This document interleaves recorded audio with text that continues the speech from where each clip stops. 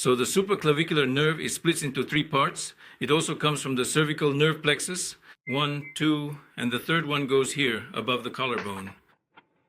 We need to reach the first rib. From there, the scalene muscles attach to the first rib, just like the posterior scalene attaches to the second. We need this to first release everything here, and second, to define the angle of the jaw.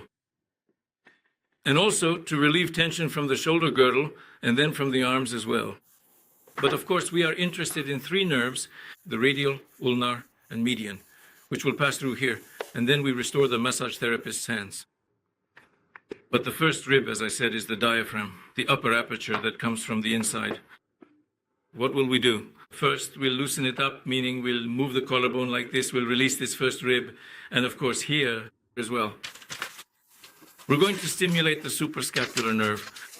That's why I say you won't find anyone else working on this triangle. Yeah. I've looked, but I haven't found these movements anywhere else. First look, I lift the arms up just like this, nice and easy. Yeah. The collarbone rises, and I'll start by moving the collarbone itself. Naturally, the pectoralis minor and major muscles relax, and since the pec minor attaches to the third, fourth, and fifth ribs, the first two ribs are free, so we'll release them here. And why do we need this? To clear the axillary lymph nodes, to get rid of these puffiness, and restore drainage from the breast. It goes right here. The breast is divided into 4 parts, and these 2 quadrants drain here. While these two go this way, they're interconnected, and we're going to clear all of that out. But first, we'll gently loosen the collarbone to engage the supraclavicular nerves, and we'll also carefully stretch them slightly. Their endings are right here, but the last one can even extend down to this area. So you're using the base of your palm towards the armpit, right? Yes, right here. Not under the arm, but into the armpit. I'm working both the armpit and the collarbone because she's very tense here. Ideally, the subclavius and supraclavicular muscles should be relaxed, along with the sternoclavicular ligament.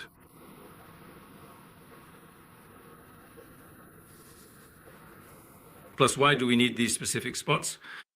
We'll restore blood drainage from the breast, while on this side, there's the blood supply. And by stimulating this area, we can increase blood flow to the breast. In youth, there's glandular tissue where fluid is produced, but as a woman ages, this glandular tissue is replaced by fat. The only thing we can really improve is the blood supply. But it actually helps to restore the breast a bit too. There, the collarbone started moving like that. The collarbone starts to move. These muscles are also starting to release tension. And now I'm engaging these supraclavicular nerves just above the clavicle. And I'm going to gently stretch them out a little bit. But it's all coming out very gently too. Very gently. Yeah. It's more with the palm here, right? That's how it feels. Yes. They go like this. 1, 2, and 3 goes here. So I'm stretching all 3 of them. Are you pulling with your left hand too? I'm pulling here and I'm pulling here. Otherwise, I pull the bones, but the nerve stays right there. And I have to stretch the nerve out as well. When I place it on the collarbone and pull it along with it, it stretches. Just a few millimeters of stretching there makes a huge difference. So when the nerve recovers, tension is removed from all tissues. No need to torture them with massage. And also the upper part is very closely connected to these areas. We have 2 nerve nodes here and 2 nerve nodes here. Well, not exactly nodes, but rather plexuses, actually. Plexuses, yes. I'm rambling now. And then usually when a ligament is blocked, the collarbone is blocked too. It's through the act of breathing, through many other things. It feels very good now. And now that I've stretched it a bit here, I didn't work here, but it's starting to relax. Just a little bit more. This is the upper one already. Now I'll just move over here. Stretch. Thank you. This brachial plexus of nerves. It's really painful. Does it hurt? No, it's so pleasant, gentle. In general, the shoulder is very painful here. On the contrary, it's soothing. I mean, the area itself is painful if you work it through massage. So now, if you want to remove all pain and trigger recovery, you must be in a good state yourself. As they say, God works on the energy of love. Well, if anyone has experienced clinical death or lost consciousness even briefly, they know that state is pure bliss. Then when you return to earth, it's like a blow to the head, feeling all stiff. That state can be induced meditatively. And when you induce it meditatively, you generate energy of God. Then you get so used to it. The divine energy comes to you at a word. And when you have this state, it's transmitted to the person. Mm-hmm. And the shoulder, for example. Now I just turn on this energy and simply work with the shoulder. How will it recover now? How's the shoulder? There, it's moving. It's moving, yes. You see, this energy is self-healing in itself, but it depends on the therapist how well they can enter this state. I show these kinds of techniques at every single seminar. Osteopaths call this state the fulcrum state, meaning a point of support. Support. When the therapist is the center of power, and they are like the support for all forces, and they govern everything within themselves. It's like being in the eye of a hurricane. You can pluck anything from the vortex or throw it back in. Well, I studied with Park Jae-woo several times, meaning I studied in China a few times while living in Nakotka. That's exactly where the main focus is on these energies. The only difference is in the terminology. Terminology. It's just that Park Jae-woo translated Eastern medicine into Western language better than anyone. Because it's difficult for us. And now her interosseous tissues have softened completely. But now I'll move on to the first rib. I need this. It's very important because the diaphragm. Remember I said, but these are my conclusions, my observations, that the diaphragm and the dura mater, they are in this Connection. Oh no. Antagonists, rather. Antagonists. Well, I just noticed that they have these effects. So by adjusting the diaphragm, we always adjust the dura mater and vice versa. And so I'm just smoothing out the first rib like this. See, I'm also just giving movement with this part.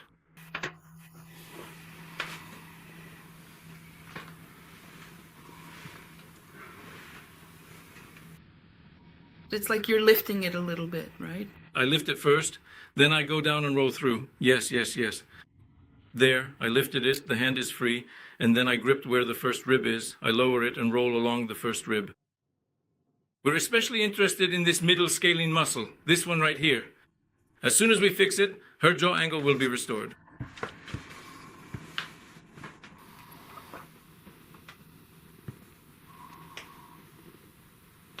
Look, her shoulder blade has already started moving. Now I'll take it from here. See, I'm pulling back, and the shoulder blade moves away like this. And from there, with these fingers, not pressing hard, but gently into the subscapular area, we're correcting the subscapularis muscle.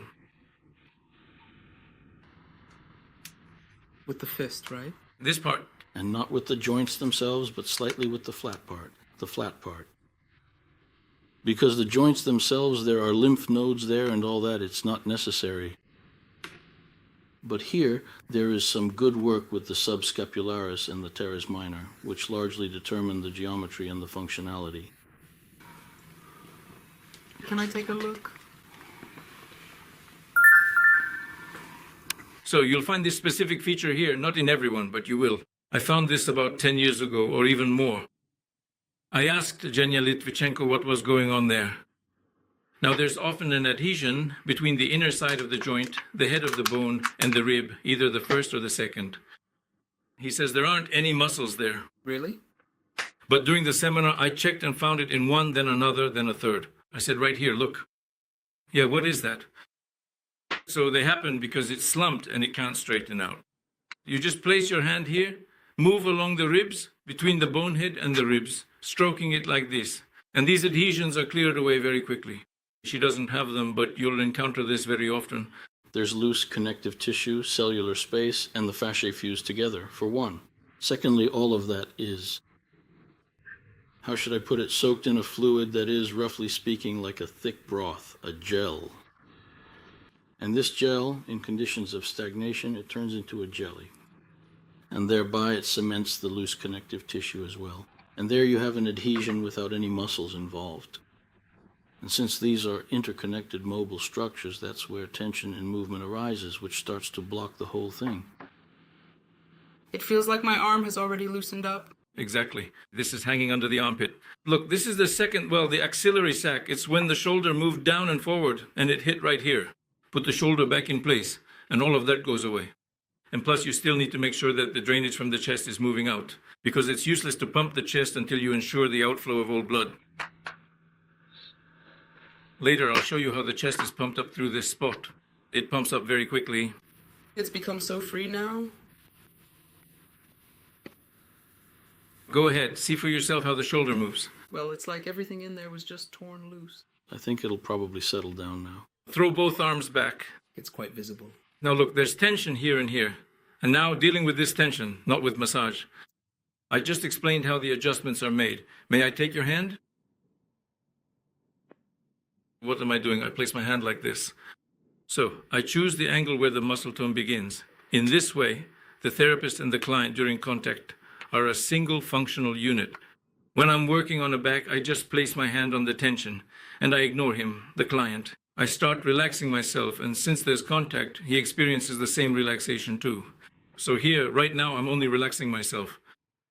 Yes, by the way, feel how tense she is here. Yes, you can even see it. In just a few minutes, 2 or 3, 5 at most, all of this will be gone. So I've placed my hand, and you just start entering this state and only relaxing yourself. I'm not thinking about her, just about myself. So you're not pulling anywhere? I just placed my hand on a tight spot, and right now I'm trying to relax and let go. What do you feel? Warmth. Warmth, yes. Well, naturally, I'm monitoring my progress. There, it's relaxing. We could leave the arm like this, but first we'll keep it semi-bent. I'm placing it here. And again, I'm only thinking of myself.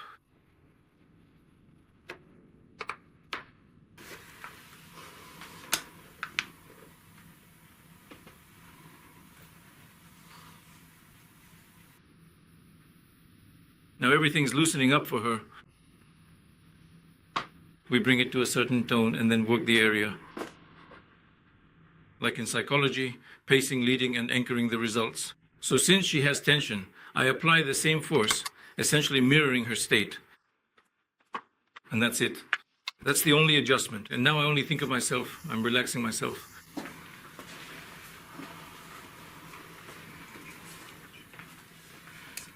The relaxation process is done. Now anchoring the result. I'll stay in this state for a moment and check the outcome. That's it here. This spot is what's needed. It's good here, but what about here? Even when you tap, I can hear how dense it is.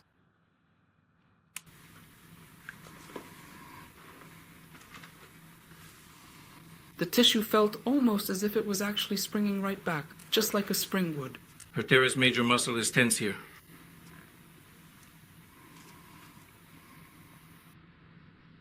One more time. What are you thinking about? I'm not thinking, I'm relaxing.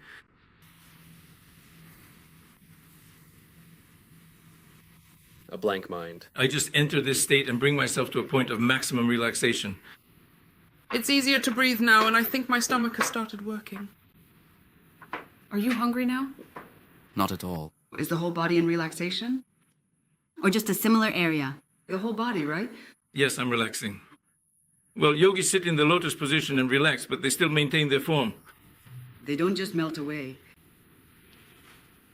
So there are no thoughts then? Release internal. We've adjusted, that was the first move. So you relaxed and then on your own. How would you rate it? The arm is soft, it's just lying there lightly. Experts, look at it in this stretched position. I feel tension here, but here it's just resting. It's all dropped down. There's a difference here. Well, there's still this. No, that's just the fascia you're feeling.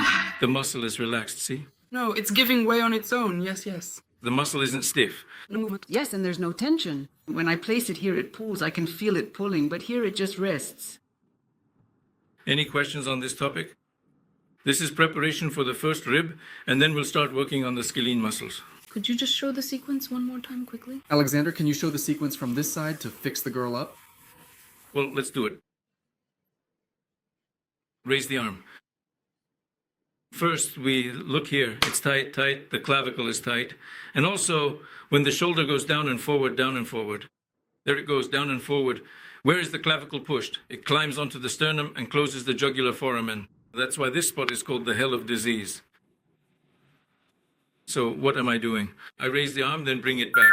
In other words, I first restore mobility to the clavicle and the subclavicular zone. Everything here is tight, especially the first scalene muscle. It's like stone. It's really painful, even rock hard. Yes. So we need the muscle first, right? And only then the clavicle, or all together. I move the clavicle, and along with the clavicle, I start to relax everything it's connected to.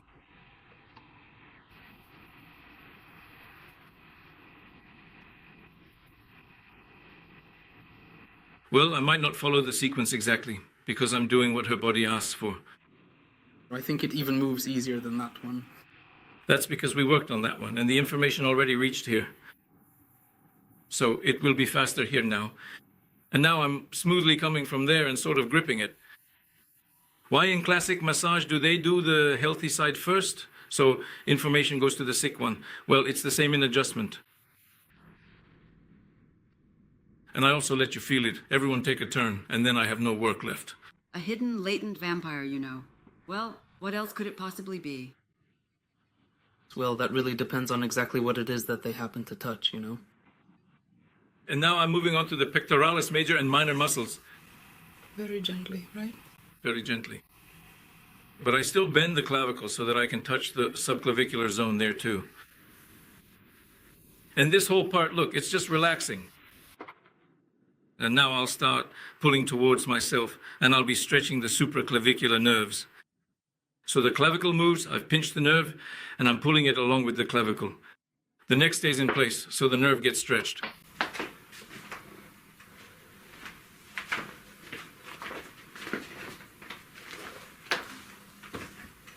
And we touch the jawline. And the neck. Well, right to the very source. Now I'll go to the subclavicular zone. The camera can see it. Can you see? I'm using the flat of my hand like this too. So I pulled here, the shoulder blade came out, and I'm sort of smoothing it back, and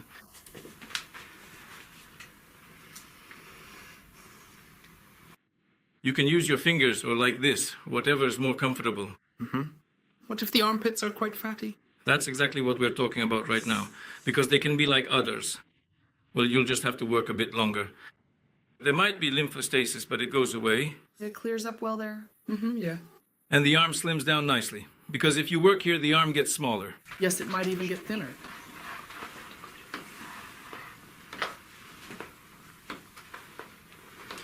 Now this muscle, it's already softened up, but I'm going to take it anyway and start pulling it back like this. But it relaxed through these supraclavicular nerves here. So I pull here, and then I sort of restore them through the nerve like this.